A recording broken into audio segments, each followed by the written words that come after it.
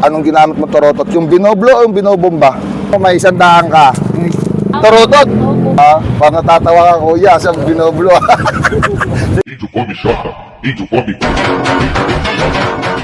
Hindi ka nagpaingay kagabi? Hindi? Sige. Buhay ingatan, paputok kay iwasan, ha? So, anong ginamit yung pagpapaingay kagabi ng inyong jowa? Ay, wala.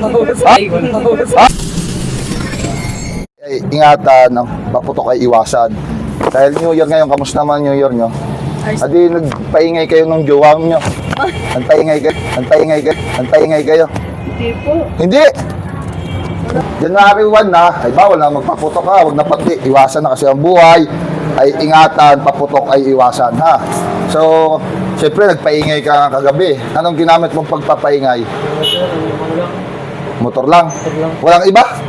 Ay, naro. Kaya kung gumamit ka ng turotot, New Year, wag na magpaputok ka. Buhay, ingatan, paputok ay iwasan. Ay, hindi ako nagpapaputok. Hindi ako nagpapaputok ito gabi. Oo, gabi.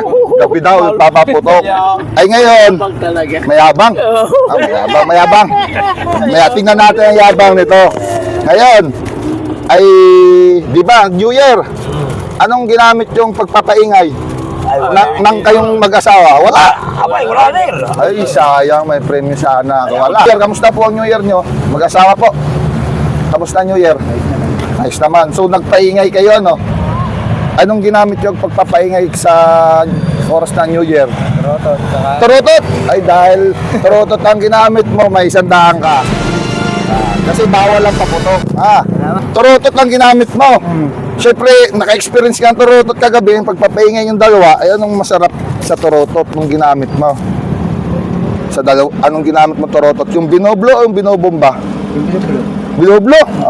Yun pala, natatawa si ate, binoblo ang ginamit yung turotot. Hindi mo binobomba? Ayaw mo, bomba. Ayaw mo? Sige, tawa siya. Salamat. Kamusta po ang New Year's nyo? Okay naman po. Okay, di ba pag New Year's kasama ang paingay, ano? So, anong pamaraan ng inyong ginawa pagpapaingay? Turotot po lang. Turotot? Opo. Turotot lang daw ang ginamit nilang pagpapaingay. Dahil turotot ang inyong pagpapaingay, may premyo ako sa inyo, panggas, ha? Okay lang, basama ako sa vlog ko na rin.